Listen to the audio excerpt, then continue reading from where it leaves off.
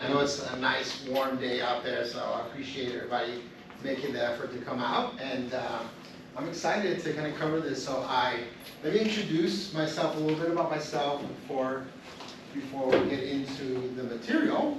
I do work for US Bank, and my name is Cesar Hernandez. I am the business access leader for the Western states, and this is a business access initiative. It's something under our community benefits plan. So what that means is we have teams of access advisors across our entire footprint that work specifically with minority-owned businesses, right? We started this initiative focusing on the Black segment, so Black-owned businesses. Then we went to the Hispanic-owned business, and now we're launching the Asian-owned segment. Actually, Kate is our access advisor for Los Angeles. She's the newest member of my team. She just got the promotion to be a business access advisor, so let's give her a round of applause. And Kate will be a point of contact, and I'll let her introduce herself in a moment. I have 24 years experience working in the financial industry, primarily in business banking and business development. So I've been a business banking officer, I've been a sales leader, and all these different jobs. And this position is probably the best job I've ever had in my life, if I'm being honest with you, because it combines my passion for business development with helping underserved communities and getting access to information, resources, and ultimately capital that you need to have your businesses thrive, right? So I'll let Kate introduce herself. Want to just introduce yourself? Thank you so much, Cesar. Hi everyone, my name is Kate. If you're gonna in the future join our future section, you're probably gonna see me there. Yeah. So I'm joining this team recently, and in the future, myself will focus on Asian community only. Yeah, so I'm really looking forward to having more section that we can. I can even possibly have some other section that is in Mandarin or Cantonese. If you have yourself or have any friends or family that is looking for other information, and the English section might not be the best. Yeah, so I'm really looking forward to meeting with everyone in future sections. Thank you. Awesome. So just since we're a small group, we're intimate, do you guys want to just introduce yourself, maybe what your business is, what you do? We'll go around. Oh yeah, why don't we start with you? So you haven't introduced yourself. V. Hi, my name is V. You guys probably know me. I'm with ABA. I'm an admin at ABA. So welcome to our summer school series, and thank you for making your trip here today. Thank you, Cesar. Thank you, V. Thank you. Hi, my name is Tony. I work for a company named Type Environmental. We do environmental testing, industrial hygiene. So we test for like asbestos, lead, mold, bacteria. So Wonderful. Hazardous testing. Good to meet you. Thank you. Hi, I'm Jess. I'm a food and travel content creator. I work with a lot of restaurants to advertise or talk about their business. Yeah. Thank you. Thank you for coming. My name is Jean, and I am in the financial industry for 17 years, and focus on the retirement plan for the individual and the business. Very important. Thank you. Thank you. I'm Ella. I try to win government contracts and also help other businesses win government contracts, specifically in project support and staffing. Hi, I'm Melissa, and I'm building an online community to help Christian women to heal from like woundedness, childhood trauma, doing some like one-on-one coaching. Wow, that's great work. Thank you. Hi everyone, my name is Wendy. I work in our family business, which is a gas station in Orange County. Okay, thank you. Hi, my name is Amy. I'm her sister. Same job.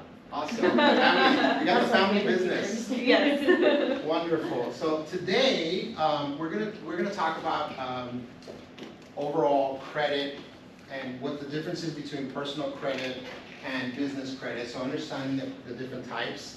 We're gonna talk a little bit about business credit reporting agencies.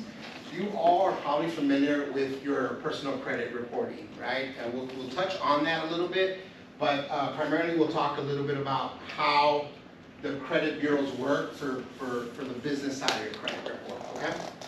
We'll talk about what creditworthiness means, right? So how do you become creditworthy, and how do financial institutions view what creditworthiness is, right?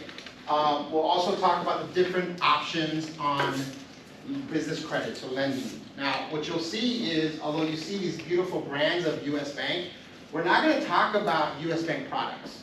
This is not what this information is for.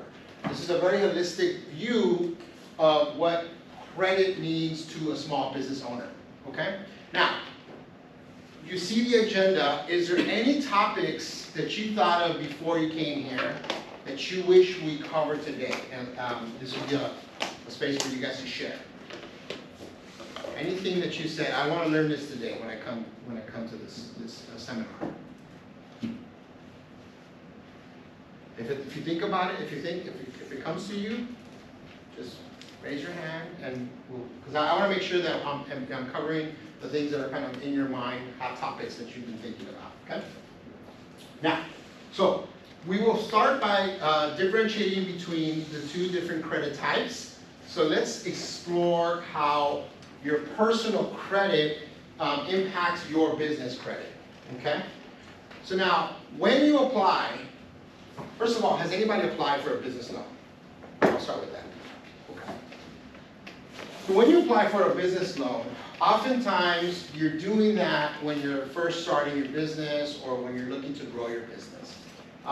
Your personal credit history will always be reviewed when we're taking a look at your credit worthiness. So your credit history will help creditors, so not just banks, right, other lending institutions, determine whether you will be qualified for a loan and to extend financing, right? So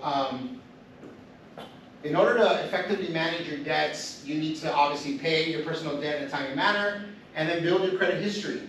So we look at a couple different facets of your credit, right? The first part is going to be your repayment history, right? So your repayment history is typically, are you making your payments on time? That's pretty straightforward, right? We'll also look at your debt to credit ratio. Who knows what that is? Does anybody know? You want to tell us what that is, lady? No. No? I can explain it, but... Yeah, okay. but I know about it because I've had the Experian account Okay. for so many years. Awesome. So debt to credit ratio, what that means is the amount of revolving debt that you owe versus your available credit lines.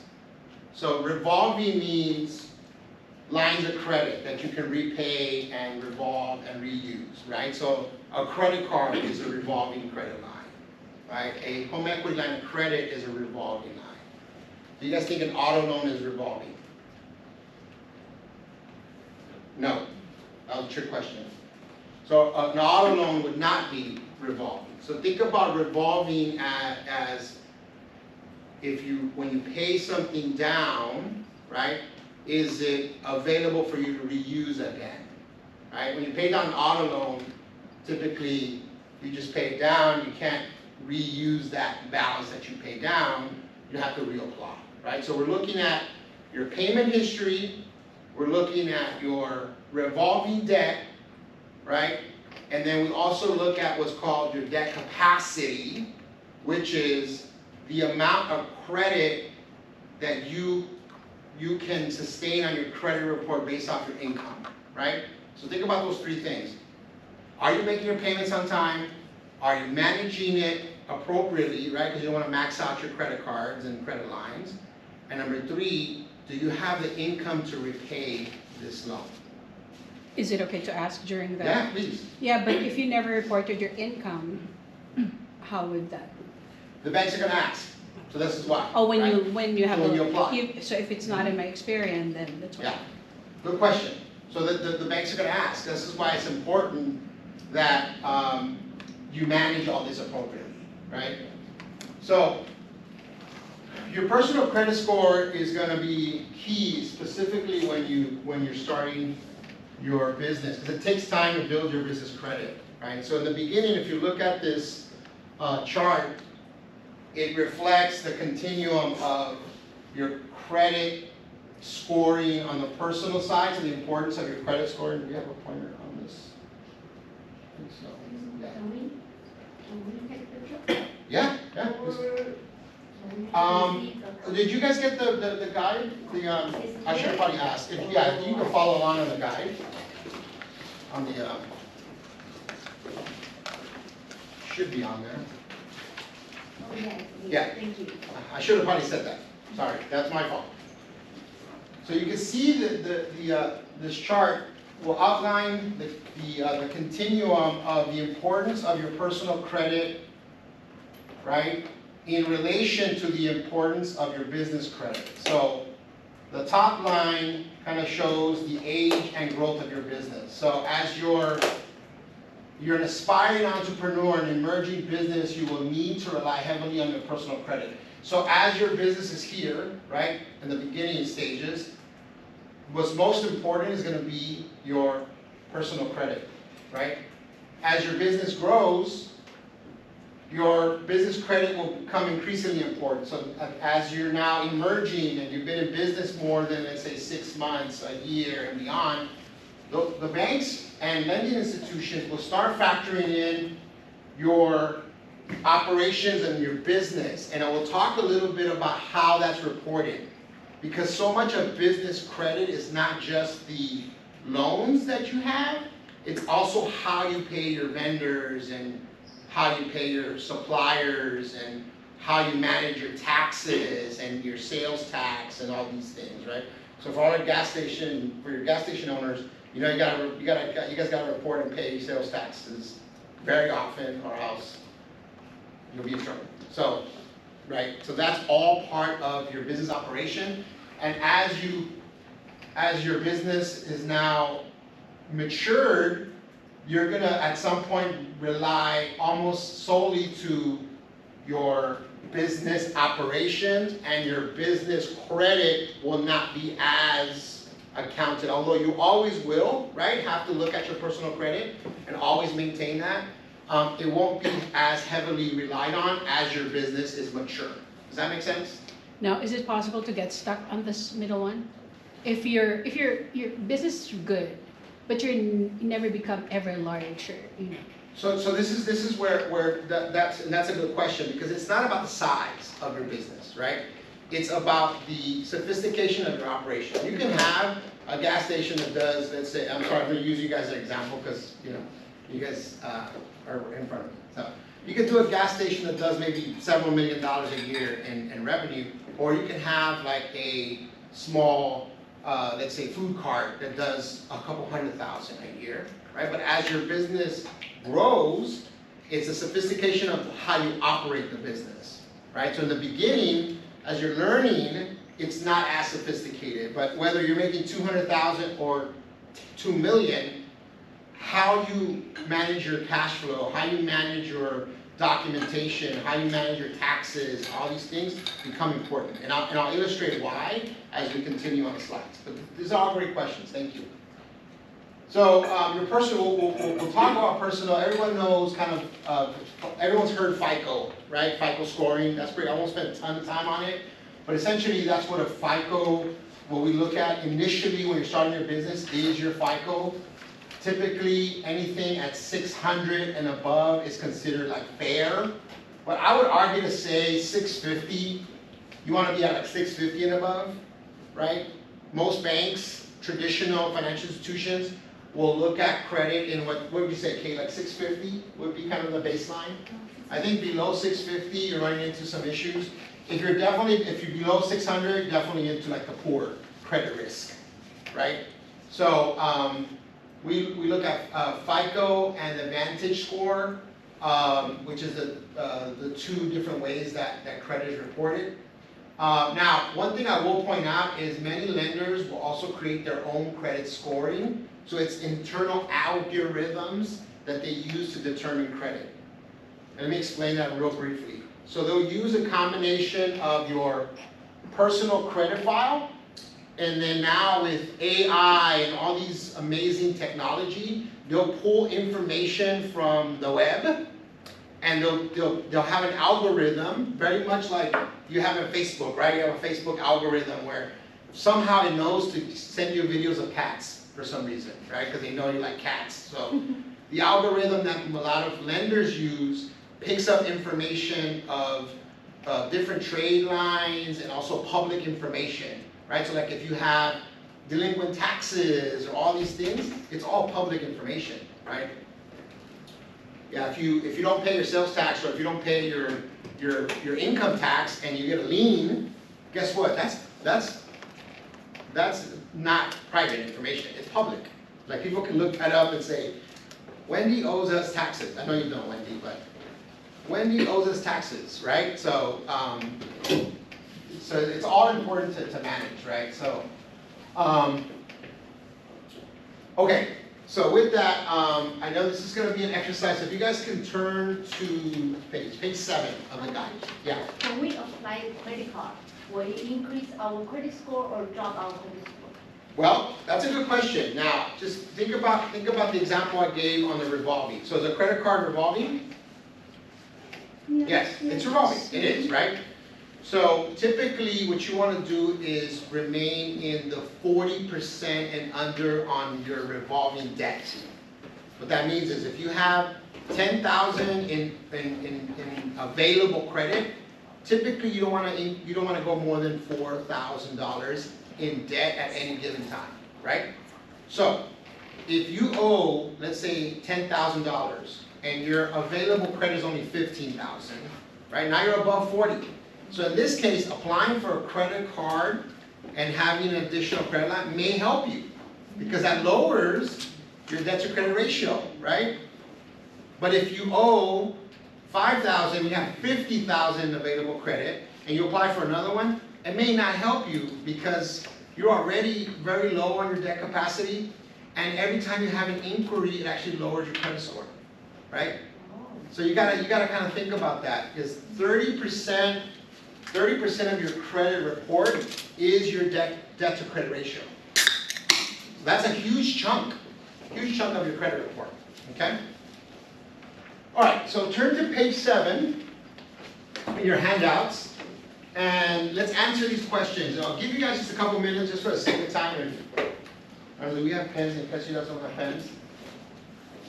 So, answer the question, have you applied for business loans or lines in the past? Pretty easy. What information and documentation did the lender obtain or request from you? Okay. And the last one is, did the lender tell you if he or she would need to check your credit history? I'll give you guys like 2 minutes. Is lines of credit like a credit card? Anything. Yeah, anything that's credit card, credit line, auto loan, term loan. Yes, sir. Okay, no problem. Yeah, thank you. All right. Anybody willing to share? How about home Yes, loan? anything. Yeah, any lending. So we want to talk about experience, right? Experience. So who's brave enough to share? If not, I'll share my experience.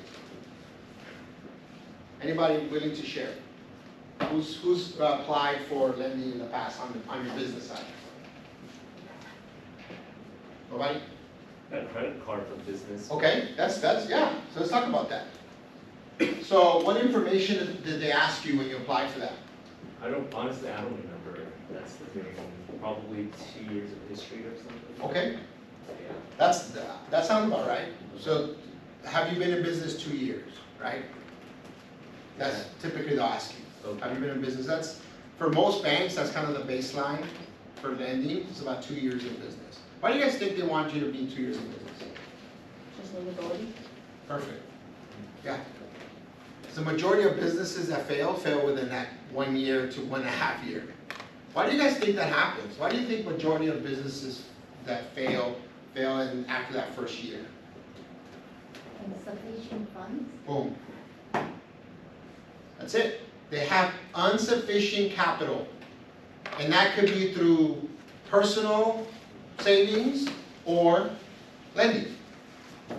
So we want to know, for those 2 years, were you able to sustain yourself and manage your capital, right? So you obviously did, because you guys got the business credit card approved, right? Did they look at your personal credit? Probably. Yeah. Yeah. More than likely they did, yeah. I would say 95% of business loans will require a personal guarantee of credit. Okay? Now, what does that mean? What do you guys think a personal guarantee of credit means? They can go after the person if you don't, business doesn't. You should teach the class, Tony. You should come up. So Tony's right. What that means is if you do not pay the obligation, they can go after your personal credit, although it's under the business name, right? It's required as a business owner. Now, is there ways to get around that? Yes. We won't cover that today because that's more of like once you get into like more like the most sophisticated part of finance, and you would want to talk to a CPA about how to structure your company so that you don't require a personal guarantee. We won't cover that today. 'Cause I'm not a CPA. Even if you're not a sole proprietor, you're an S corp, they can make you. Yep. Oh, okay. How about LLC? Is separate? Same. Now, LLC speaks to the liability that you have with the business operations, but not the credit, right? Because financial institutions want to make sure that you are limited credit risk. And in order for to mitigate risk, you have the personal guarantee. So still need my You information. still need your information, and that's why this exercise is important. Thank you, Tony, for being brave. You get a prize after the, All right. figure out what that is. One more question and then we'll move on. Yeah, is it like collateral damage? No, now there is collateral, we'll talk about collateral on one of the slides. Collateral is obviously a way for us to secure the loan, but the personal guarantee is just to the liability of the debt. So what does that mean? So like, so let's talk about Tony's credit card, right? So Tony has a credit card, it's a business credit card. Everything is reported in the business, right? When he swipes that card, it's all like debt for the business. The business is repaying it, right? But let's say, and it's not gonna happen, God forbid, let's say the business goes under, right? Can that credit card just be erased? Someone has to pay it, right? So Tony is obligated to pay that. Now, again, you can talk to your CPA, and there's other ways you can do it, there's bankruptcies, all these things. We won't get into that. But the contract with that credit card will say that Tony is personally guaranteeing that credit card, which if there's a balance at the end, and even if the business closes, Tony is responsible for that credit card. Yeah. Okay? Cool. So now we're gonna talk, so I think, are we all clear on the personal side of things? I think all of us here, if you're at this point of starting a business or already operating a business, you would have looked at your personal credit. I know, Gene, and I'm sure you do this all the time in your business world. We all know the importance of it. Now we're going to talk about and understand the impact of your business credit reporting and how you establish that, okay? So while business credit reports are not all the same, they generally provide the following information, okay? It'll have your business's identify information, so this would be any public information for your business. So when your business was established, right, that's all public information. Where your business is established, right, so where, not when, also when and where, right?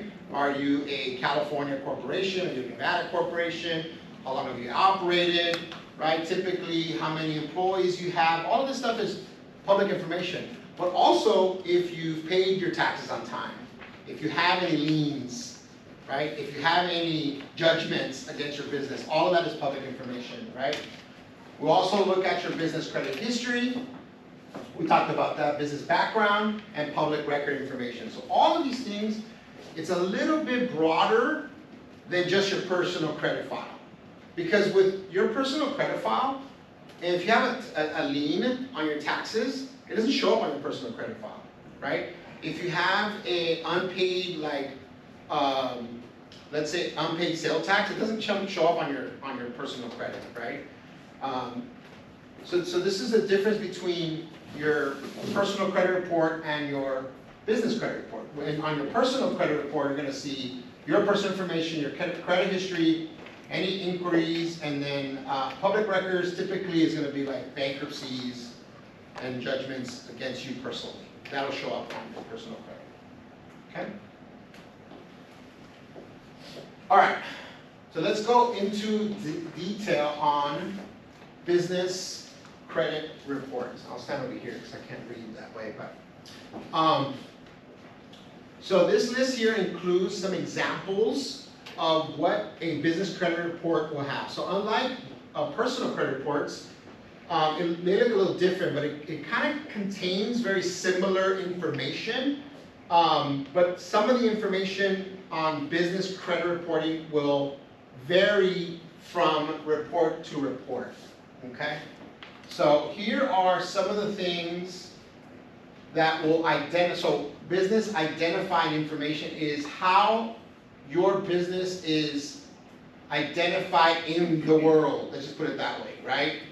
So obviously your business name, as I mentioned, so how you're reported, your business address. This is important because it's how your business is registered. So I want to spend some time on that business address. Okay.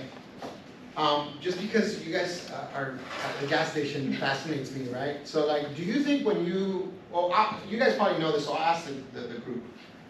So with their family business, a gas station, and let's just assume you're incorporated, you don't have to say it, but let's say they're incorporated, right? Do you think when they incorporated, they use their home address to register or where the business is located? What do you guys think? Yeah? Yeah, I mean, it's where the business is physically located. Why do you guys think that's important in a public record? What if we use your home address? Right? What happens if you use your home address? So if this is public information, right, and you use your home address, when you go apply for a loan, and you say, I run a gas station.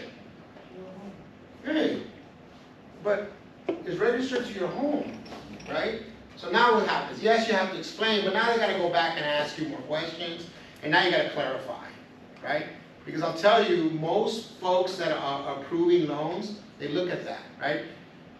You're not, right? But oftentimes people do practice fraud, right? And they'll say, yeah, I own a gas station. How do you operate a gas station from your home? Now I have to ask you more questions. So it just delays the process for you. And I would say it just makes your presentation of yourself that much cleaner if you make sure that you're registering your business where they're physically located. Now, can you operate a business from home? Yes, of course. You run a online business, right? I imagine, or you tell me, do you have an office or are you doing it from home? From home. Yeah. See, but that's understandable, right? Because oftentimes now when folks have, I think like social media and all these businesses, they operate from home. So those are more understandable. But a gas station or import-exporter or a transportation company, you're not operating that from home. Actually, that was a problem for me because when I register in Planet Bids, that's over 500 registration for cities, counties, for proposals. I don't want to put my home, I wanted to put my P.O. box because I don't want everybody in the world, and in Planet Bids, they advertise where you live and you're in a small business. But the problem is the bank said, Ella, don't ever change your information with us into a P.O. box, which affects my checking because we look at it as you need a personal business address. How does that work for me? Because again, when there's an RFP, my home address is listed as the company address. So she's talking about when she applying Proposes for proposals for government contracts. It's very, very common. Right? You're bidding for contracts with the government. Guess what the government's going to do? They're going to find out everything about you, right? Now, P.O. boxes are great for mailing, right? But if you want to present yourself as a sophisticated business owner, you don't want to just show yourself with a P.O. box, right? Now, if you don't want to have your home address, there's all these like virtual kind of offices. Have you guys ever heard of those? Yeah. Right? These they're like virtual offices that you can have, where essentially you have a cubicle in a building, and then you just have the address. I've seen folks do that, right? And that may be a solution, but talk to your CPA or your banker about that. I know for us at US Bank, do we like P.O. boxes on we don't. So it's okay to, so how do you manage the checking having the personal address, and for business, that other one. You won't accept the virtual address as the address with you, right? Right, so what you want to do is you have that virtual address as your physical address, and then you make sure you list your mailing address as your home address. Okay. So So it's two US different Bank things. will accept that? We will. We will. Now, there's still gonna be some questions that they'll ask, right? But I'm talking about in general, right? When you're incorporating your business, typically you wanna use your physical address, okay? Because that's gonna be your presence kind of to the World Wide Web there, right? So your web presence is important. If any of you have like Yelp and these things, like that's all gonna come up. That's all gonna come up, trust me. When financial institutions are reviewing your credit, everything that's online will come up. And now with like all this technology, it's at a click of a button. Very easy, okay? Your DUNS number, so D-U-N-S number, this is Dun and Bradstreet. And we'll talk about Dun & Bradstreet in a bit. It's one of the business reporting agencies. And you can have your own DUNS number, and before the end of this, I'll show you how to get your own for free, okay? You'll have your own identification number for your own credit file. So you start your own credit file for free, okay?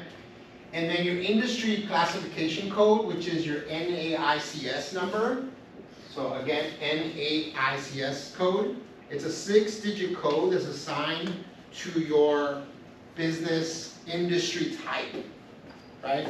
All of these things are important to have your clean identifying profile, okay?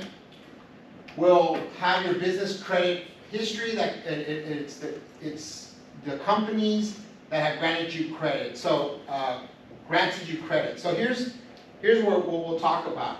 Credit for business is not just a credit card like Tony's example, or auto loan like the other example. It's also the vendors that you work with, right? Right? Because if you have a vendor, I'll use you guys as an example again, right? I'm sure that the vendors that provide you guys the actual fuel, the gasoline, you don't need to give them a check every time they come and pump you guys up, right? You guys have some sort of a relationship where they allow you to pay for the fuel after you sell it, right? Imagine that's the way that works.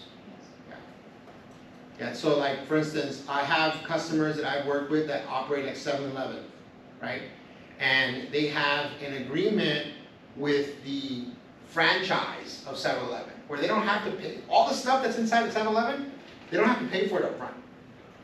As the franchise fills them up with inventory, now, guess what? You owe us that inventory, right? So it's almost like we're extending credit to you. So as that business owner, the franchisee, is selling the potato chips and other things, then they send their payment to the franchise, right? So that's a form of debt, right? And then you also have vendors that offer terms to you. Who understands what terms are? If somebody says, I'm offering you terms, just Tony, it looks like you know. Yeah, we basically just letting them X amount of days to pay back. Yeah. So they have like net 30, 15. net 15 is almost cash on hand, right? So you have net 30, net 60, you got 90, that's kind of late. But typically you have terms of 30, 60, 90, which means you can pay us in 30 days at this rate, you can pay us in 60 days at this rate, or you can pay us in 90 days at a different rate. Typically, the longer you wait to pay your vendors in terms, the higher those terms are, right? So the shortest terms, as Tony mentioned, is like those net 15s. Essentially, it's like you're paying them right away, and oftentimes you get the best terms that way. What about subscriptions like GoDaddy or even Verizon?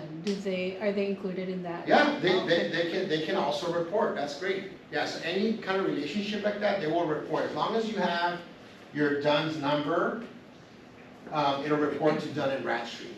So it's not just the credit cards, okay? We talked a little bit about business background registration and financial information. That's all stuff that's public information. So like where you registered your corporation, the legal structure, history of your business, any affiliations to other businesses, any corporate filings, contracts, grants, loans, all of that stuff is public information, right? If you have any of those things. On the negative side, any lawsuits, judgments. Okay?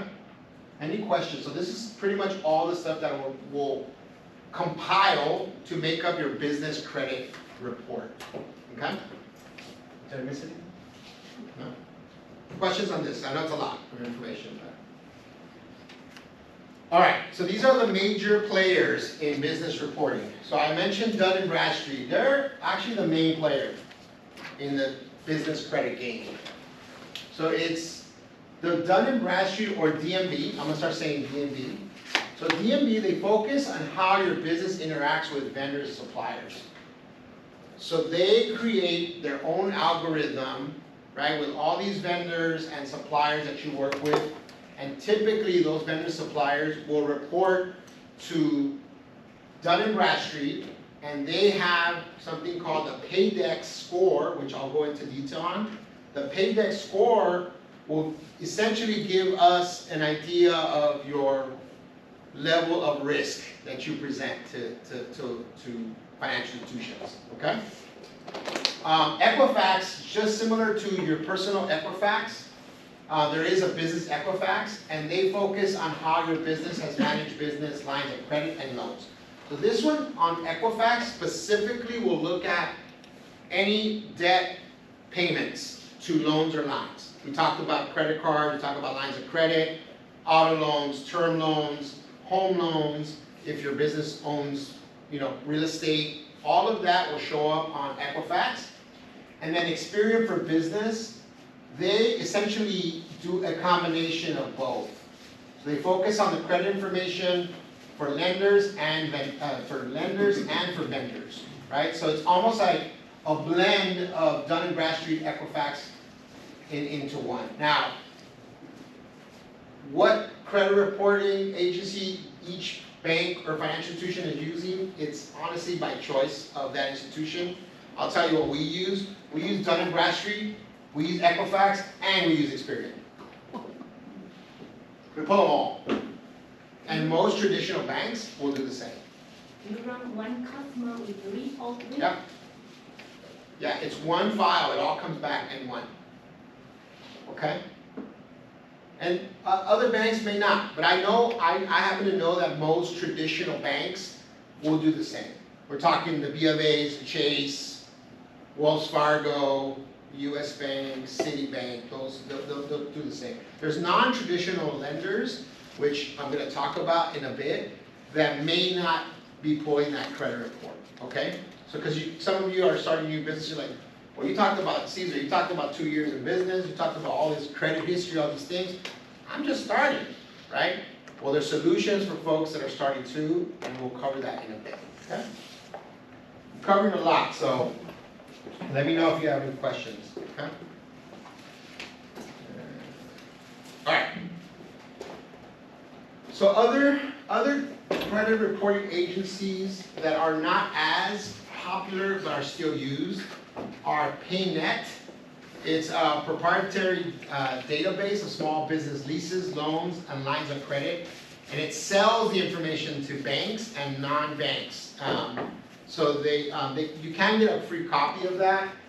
We don't use PayNet. I don't think we use PayNet anymore, huh? We use Paydex. Paydex. That's who Dun & Bradstreet. Yeah, but other banks may use PayNet. From what I understand of PayNet is they're using a lot of third-party data these days. And this is like the biggest thing right now in finance that's coming out there is this these AI-powered credit reporting, which like it'll in one click of a button, it like goes to the whole internet and it pulls every last thing that is coming up to your business, right? That's what they do. It's like a huge database of information, where the other reporting agencies that I just talked about is very specific things that are reported to them, right? They're not out fishing for stuff. Folks like that are out fishing for what's out there, right? So LexisNexis is also very similar to that. It offers a business credit report using credit data from the Small Business Financial Exchange, so it's SBFE, and non-traditional data. So very similar to PayNet, LexisNexis is a database of all public information on the World Wide Web. Now, US Bank does use LexisNexis, and typically what we find with LexisNexis is stuff that is not easily reported on a credit report. So let me tell you what that would be. This is not the truth, but I'm going to use myself as an example. This is a very fake, okay? Since I don't pay my child support, right? If I don't pay my child support, that's going to be reported somewhere in the ecosystem of the internet, right? LexisNexis will find that, right? And you may say to yourself, well, what does not paying child support have to do with your credit? What do you think that signifies to banks or financial institutions if you don't pay your child support? Irresponsible. You're irresponsible. You're not a Actually, good it's a parent. requirement. It's a requirement in government contracting. And they probably do similar Yeah. background checks. So think about LexisNexis as a background check. They'll see if you have criminal history, right? Why would we deny credit if you have like a felony conviction? Take their Why? money and run. Yeah, I mean, it's character, and we'll talk about the 5 C's of credit in a bit, and that's one of them, it's character. It shows poor character. So I just want to illustrate how important it is to just manage your entire Life. right? And if you want to be a successful like business owner, right? It's important. You can still be successful having a felony. I'm not saying you can't, but if you want financing, you want to be able to scale your business, you need to have that, right? So yes, Jean. So will the PayNet find out we don't pay the child support, or only the Lexis? They both will. And how about the other, Experian? The other ones won't. So the ones that which is these here, unless it's reported directly, and sometimes it is, sometimes it's not. Right? Why do you guys think sometimes it's not to these? It's Do you not think it's free to report things? Do you think if I want to report, let's say I run a company, right? And I want to report something to Dun & Bradstreet, you think it's free? It's not free. Really? It's not. Don't they pay for data to find out everything about you? So, but if you volunteer to provide data, it's not free?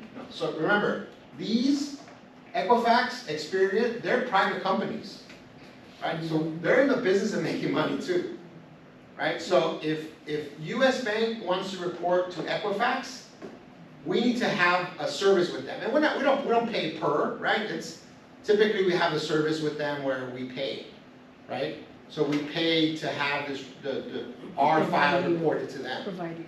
Yeah. Wow. Some people choose not to be quite honest with you. Wow. They choose not to. So this is why these are important, because we'll get non-traditional data that is not being reported to the credit reporting agencies. But they may be reported to the county side or the IRS or the city, right? Like city tax or something of that nature, right? Is it just like a membership? For, Experian and then the. well, you don't have to. Mind you, you're not paying for this. Who's paying for it is the people that are reporting. Right. So, like- We are in the business. We report it to Equifax. Yeah, so if you're reporting to Equifax, you have to pay. I pay, just like I pay for the membership to have them. Yes. And then we need to pay every year. No, yeah, there is a fee to have the service, Just like- yeah. Right, okay. And I don't sell it, so I'm just giving you information. If you want more, you go to their website, but, yeah. Thank you. All right, so how you check your credit report, it's important to check your credit report at least once a year. At the end of this, I'll give you guys a little bit like a tool where you can go and check it yourself. Some will be for free, but others you have to pay for to pull the credit report. That's not something up to me, right? So each site will have their own requirements, and each will be different. So I would recommend that you do obtain your credit report at least every year, because, well, you guys tell me, why should you be checking every year? Just being diligent. Yeah, just to make sure nothing's reported that's inaccurate, right? Now, it's very easy to have your app where it gives you that, what is it, that Vantage score, I mean, they give Tracker. you like but that honestly is not very accurate. In my experience, it's not very accurate. It's just kind of like, gives you a very broad, soft look at your credit report. You still want to check your credit report and get a hard pull, which you can do every year, and you should probably be doing that. Okay, so why is it important? Why do you guys think it's important to establish business credit?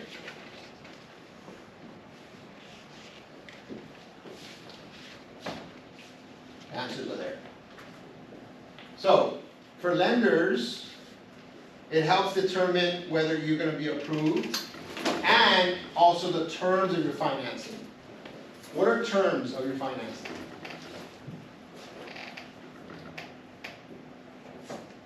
Tony, what are the terms of that credit card that you got?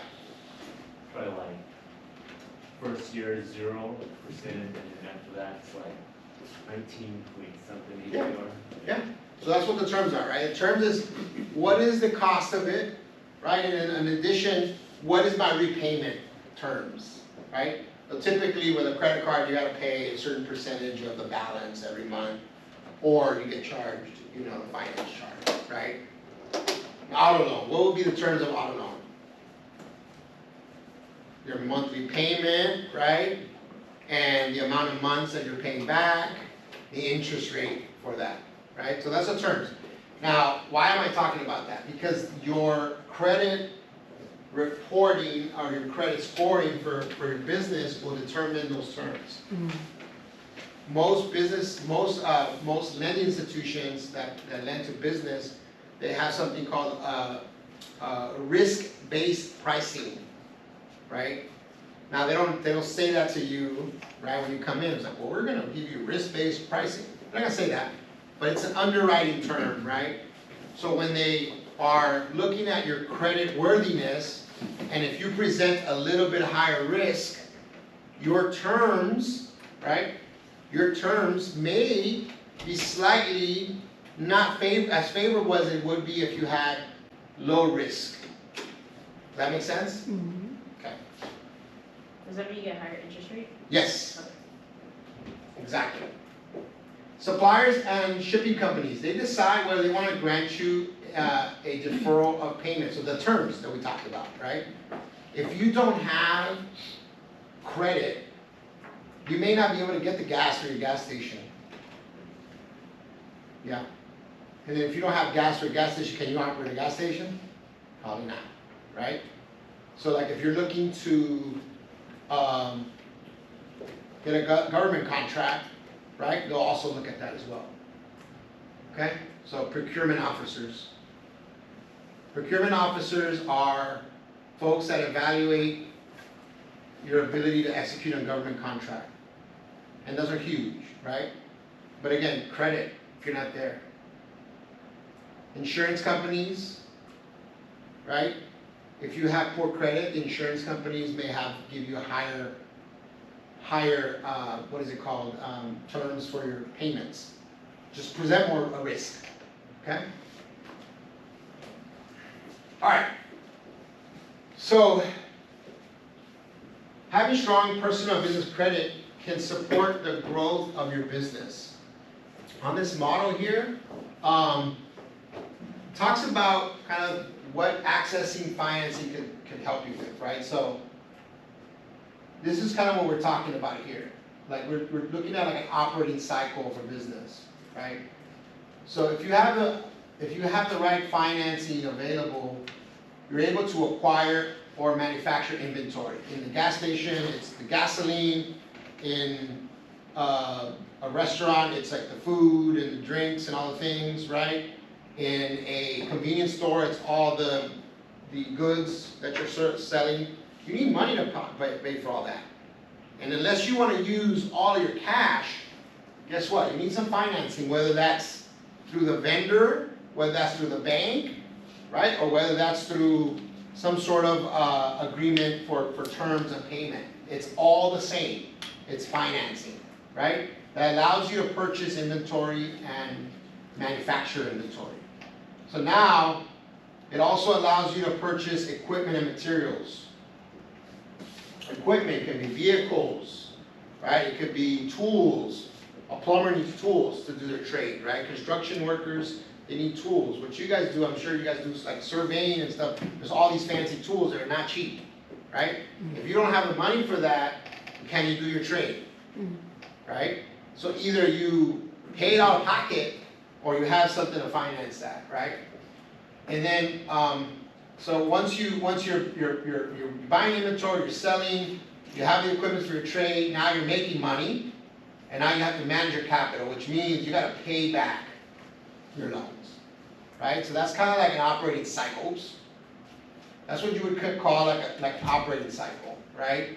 You have financing, you're purchasing inventory, you're making inventory, purchasing necessary equipment, that could be anything, right? Vehicles for delivery or machinery for, manufacturing, all these things. And then now, as you're collecting cash, first thing you want to do is pay back what you borrowed, right? Because what happens if you spend that money on something else and you don't pay back what you borrowed? So like, I made some money, I borrowed a bunch of money, I did all my, everything I need to do, I made money, then I went and bought myself a Lamborghini first. What happens to this debt here? Keeps growing. It keeps growing. Now, if it keeps growing, and now, are you gonna have that money available to use again? No. Right, so now, when you manage your capital, you gotta say, okay, I'm gonna pay back my loans and lines, because I have terms here, right?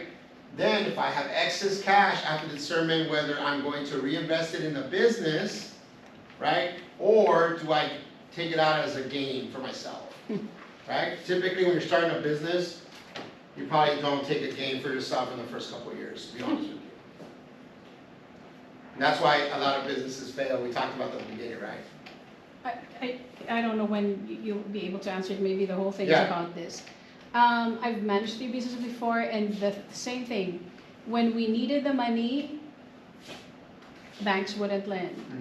But when we didn't need the money, they kept running after the businesses. Then when there was a dip, Yeah. they stopped lending. In fact, one of the companies I worked for had $1 million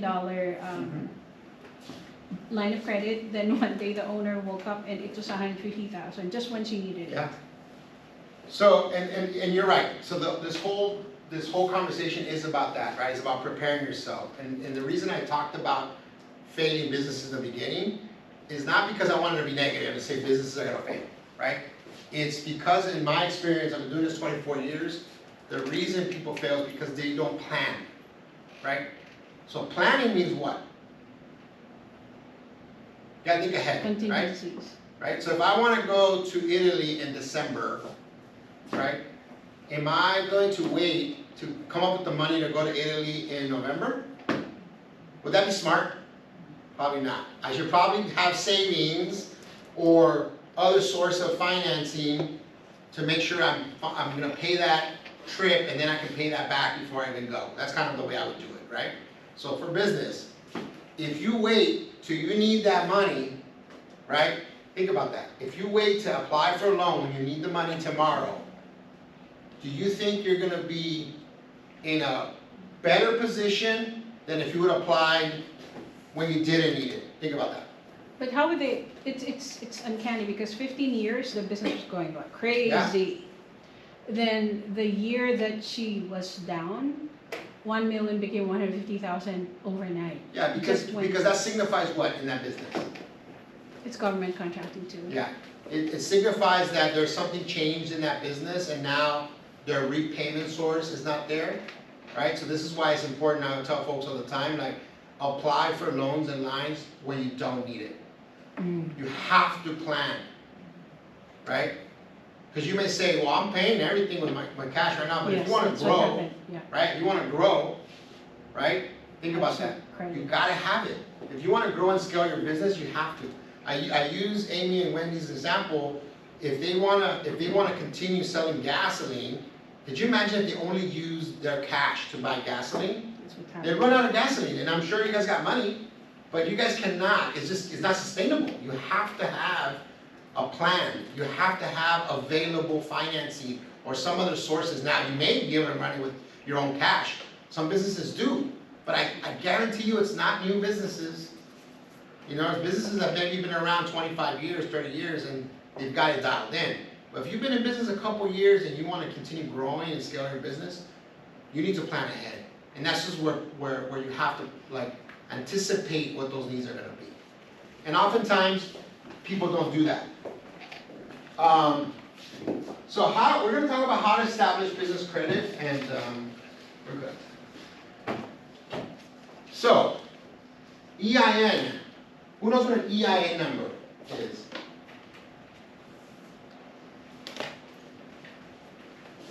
It says it there. Employee identification number. So now, an EIN number is something that you can get from the IRS, typically, right? And it's a number that identifies your business, and it's a 9-digit number, just like a social security number would be, but it's specific to your business. Now, all credit is reported by your EIN number, except for the Dun & Bradstreet, that's specific to Dun & Bradstreet. But to all the credit reporting agencies, your EIN number essentially is the social security, for lack of a better term, right, of your business. And if you're a sole proprietor, right, you can use your social security number, but I would not. Because at that point now, your social security number can be all over the place, where you have your EIN number, and that protects you. And at the end of this, it'll show you how you can, get your own EIN number. It's free.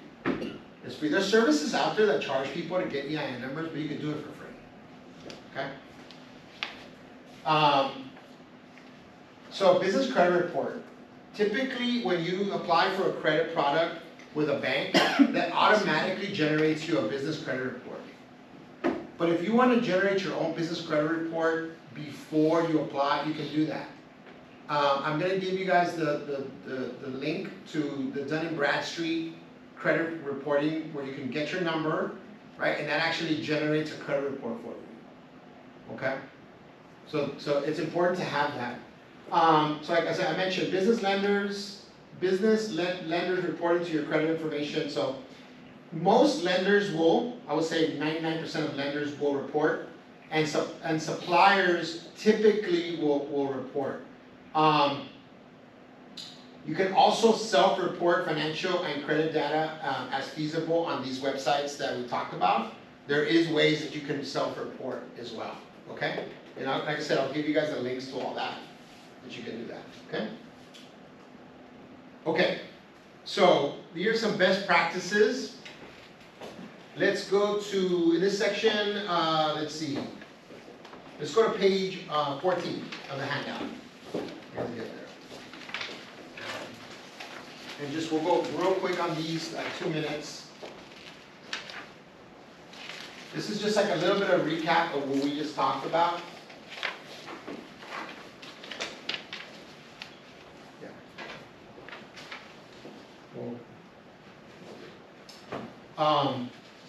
What are some ways you can make sure your business is visible? Okay.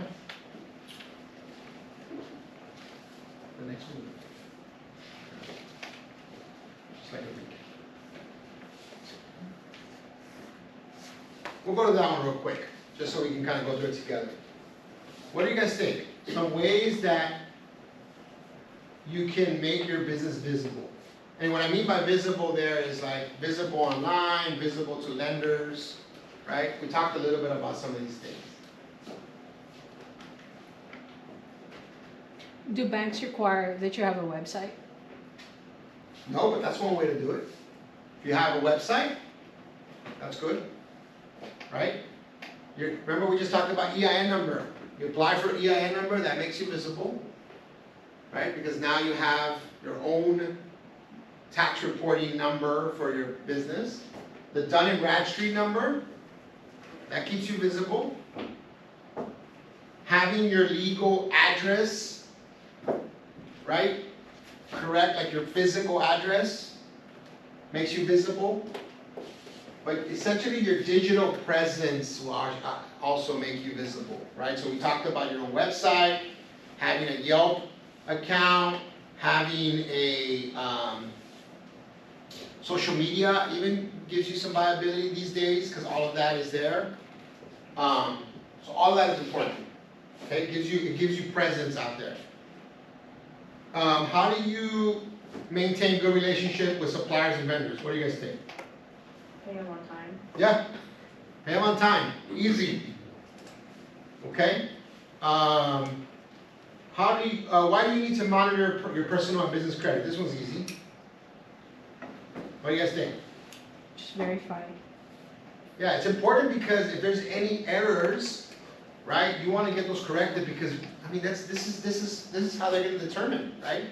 If there's any blemishes on your credit and they're not supposed to be there, it's incumbent upon you to make sure that they're not there, because the banks are going to just say, you know what, you're not approved. You have a charge-off, right? How do you correct it? So on the websites, you can always dispute. All the websites have ways that you can dispute. Yeah, and we won't go through that today, but there is ways that you can do that, and you will have those on this presentation. And you can just go and Experian, Equifax, or even Dun & Bradstreet. If there's some information on there that shouldn't be there, you can dispute that. Okay. Why is it important to separate personal and business finances? This is a little bit new. Why do you guys think it's important?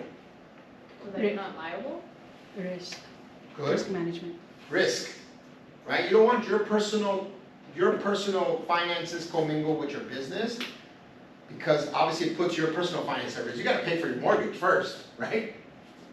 Secondly, also for tax reporting purposes, you don't want to get that mixed up, right? Because expenses in your business should go through the business credit card. Your personal expenses go through your personal credit card, right? So that's a pretty simple way to put it. I have a question. Mm-hmm. You make business is for your personal expenses. Where did your money come from? Yeah, I mean, that's a good point, right? Right. But here's the thing, when you file taxes, right, there's tax deductions that go to you personally on your 1040, right? And there's deductions that go on your business credit tax report, right? So if I go, let's say I own a business and I take a supplier to dinner and it's a business meeting, right? I'm gonna use that as an expense on my business, right? If I take my girlfriend or my wife to dinner, is that gonna go on my business? It shouldn't. Do people do it? Yeah, but it shouldn't, right? That should be a personal expense, right? We take both. Wife and both. Yeah, I mean that you won't have a business though after that. They'll take your whole business. Both of them will take your business. That'll happen. So on here we're exploring the impact of your business credit reporting, and we're going to talk about the 5 C's of credit and credit worthiness and what that means to financial institutions. And we covered this a little bit already, but we'll go into what. And I'll tell you, majority, if not all, banks and financial institutions will look at credit in the way that we're going to explain it here. Who's heard of the 5 C's of credit before? You've heard that term before, no? All right. So the first thing is capacity. And I mentioned this earlier. Capacity speaks to your ability to repay a debt. Right? Think about that. What do you use to repay debt? You said it already, Gene. What do you use to repay debt on a business? Income. Yeah, income, cash flow, right? So the cash flow that you have for your business demonstrates your ability to repay. Okay, that's your capacity. Okay. Collateral. I think somebody else mentioned that earlier. Collateral. What is collateral? Do you guys think? The thing they can take from you. Yeah, I mean, that's Pretty one way much. to put it. Yeah. So collateral is an instrument, a thing, let's just call it something tangible that we can use as security for a loan. Now, oftentimes there's products out there like a credit card that are unsecured, they have no collateral, right? But like an auto loan, right? What's the collateral for the auto loan? The car. The car. Right? If I buy a home or a real estate property, you just say, what's the collateral? It's the house, right? If you take out a loan, sometimes on your business, oftentimes the banks will say your business is gonna be the collateral, right? And the business has a value, right? Oftentimes, it's a tangible value with like equipment, inventory, all these things you own are tangible value, right? But also there is intrinsic value for your business. What do you guys think intrinsic value means? So let's say a gas station again. Let's talk about that. So let's say it's Cesar Hernandez gas station. So you got two gas stations. You have Cesar Hernandez gas station, and then you have Chevron across the street. Branding. Yeah. Why do you think Chevron, do you think Chevron is worth more than Cesar Hernandez gas station? It literally just says Cesar Hernandez gas station. Yeah, I would say Chevron, right? Because they have the brand value of Chevron, right? They've been around for 100 years. They're a known commodity. There is some intrinsic value. So like if I'm an attorney, let's just say I've been in business 30 years, right? But now I want to retire. But I have a book of 300 customers. Do you think that book of customers is worth something? Yeah, it's not a tangible, right? It's just a bunch of names on a list.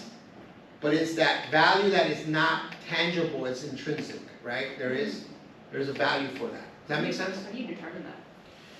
There's a bunch of different ways, right? I would say there's your CPA would be a good source for that. But what I tell folks all the time, the easiest way to determine that is if you're going to sell your business today, what number would you put on it?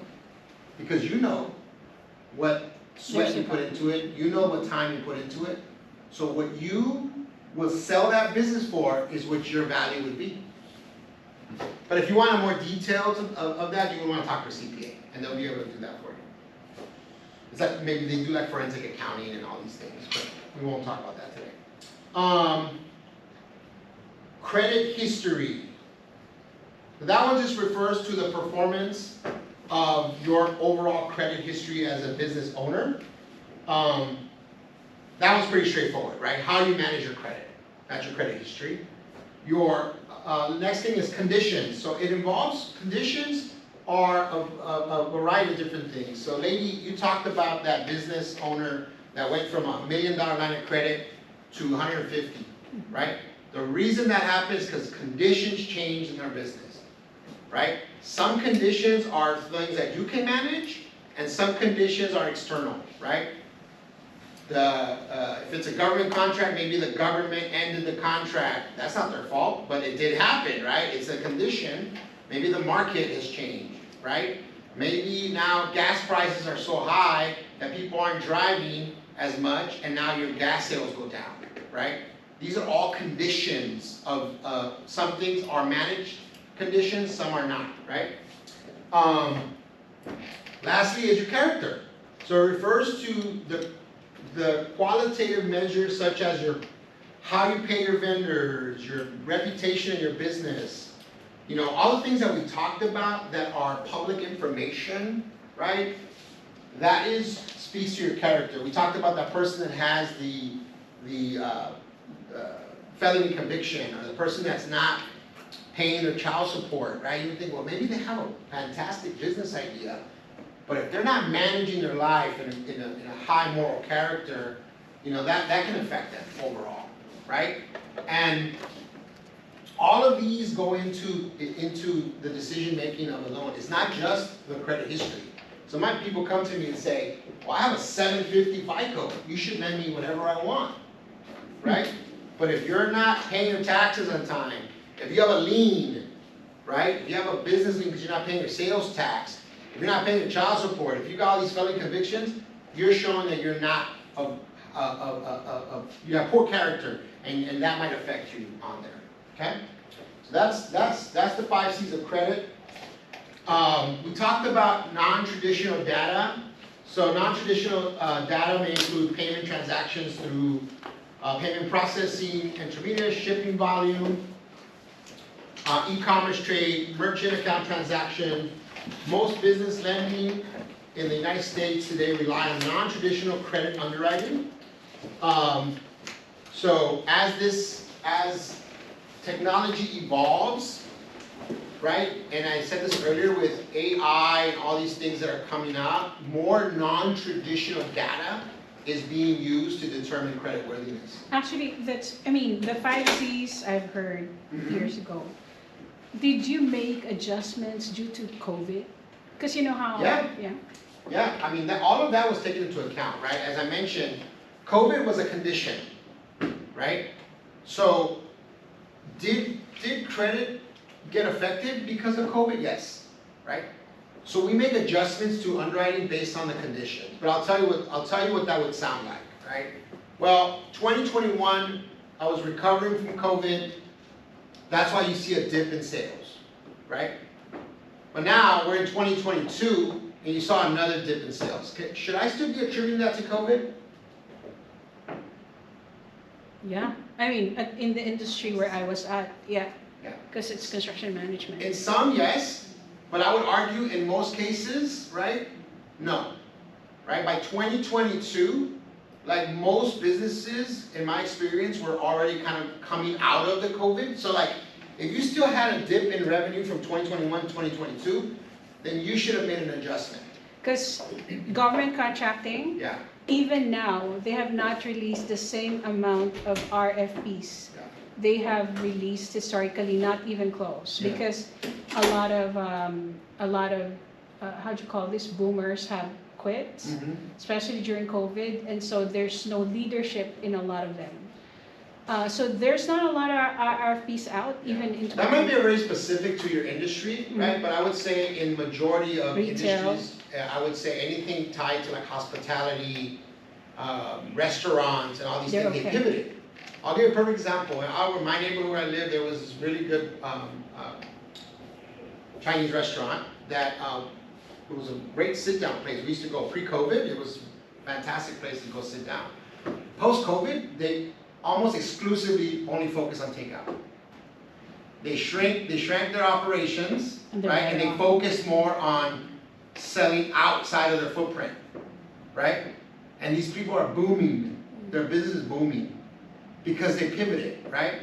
And now 2020, they struggled. 2021, they were coming out of that. But by 2022, at that point, you'd figure it out. Now, in your case, like I said, it's very specific to the industry, but in most cases, conditions have to be accounted for, but at some point, it's the business management that's important. Okay. So we'll take a look at the potential factors that we look at in underwriting, and then we'll talk a little bit again about, we're on slide 22 right now. Because lenders have different priorities, right? Some decisions are influenced by the focus that that particular industry has, that particular bank has, right? So I'll give you an example. In lender A, it's just one example, they want to provide loans for startups. That's what they want to focus on, right?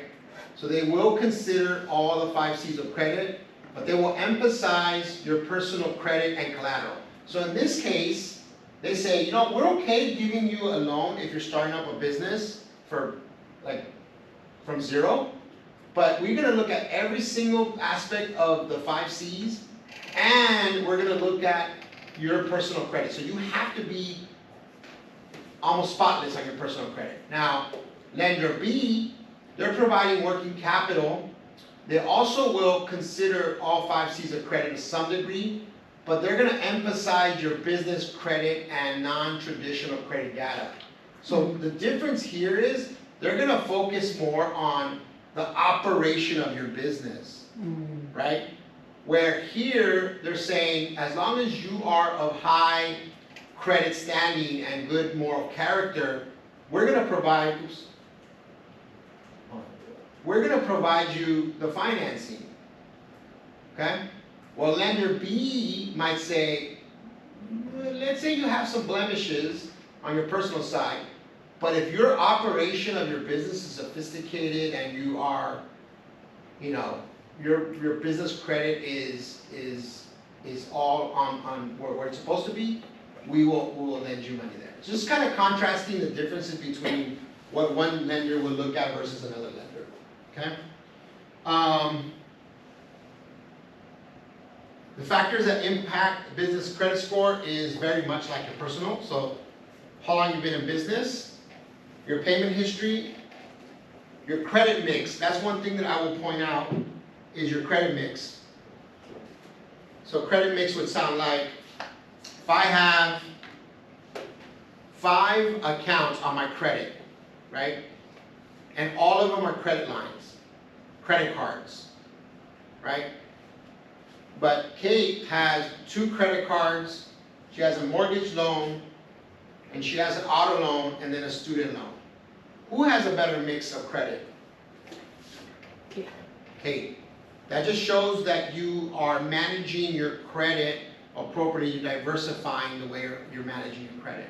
Where if I'm heavily on one type of product, that presents more of a risk, right? Because I haven't shown that I'm able to manage both types of credit, right? Now, I'll stop there because I think I want to respect time. Now, I'm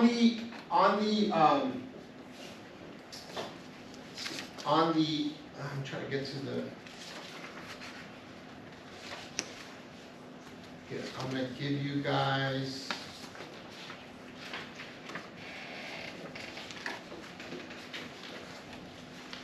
On the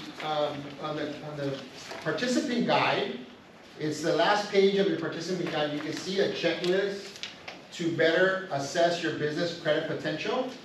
So now this is something you want to do back at home or in your office. So you want to answer the questions, and the first exercise is it's a business credit checklist. So checklist in front of me, but can I see one of the checklists? You have it in front of you there, Julie? I don't have it on there. Yeah, so on there, it gives you a little checklist on how to obtain or you should obtain your EIN number, to register your Dun & Bradstreet, and make sure your all the phone number and all your business information is listed online. It gives you a checklist on looking at your business credit and how you can dispute inaccuracies that we're talking about. On there should be. It's a number that is too small. Yeah, because I couldn't see on there, but it gives you. Let's see. Try to see where it has the resources for that. The website? Yeah.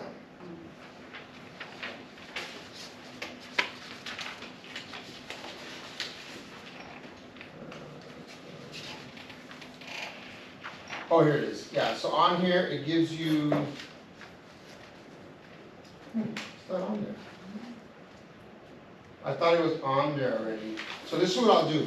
Do we have all their email addresses? Okay, I'll make sure I send you guys the link tomorrow. Okay. The checklist will be there because it's not in there. You can send it to me and I'll send it. Oh, you'll send. Okay, I'll send it to you then. Thank you. And I'll send you all the websites that should be here. And I just noticed that they're not there.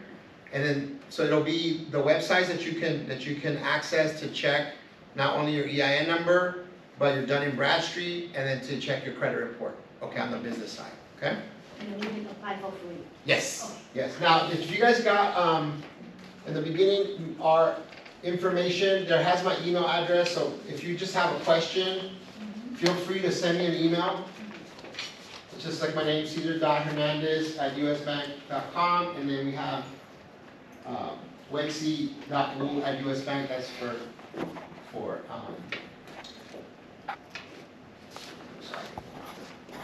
Kate. I hope you guys had some good takeaways from this. I know it's a lot of information, right? So if you process it, right, and get back home, or you think about a drive home and you have a question, feel free to shoot me an email, and then I'll send out the links to the sites tomorrow. And I appreciate you guys' time. Thank you. Thank you. Thank you.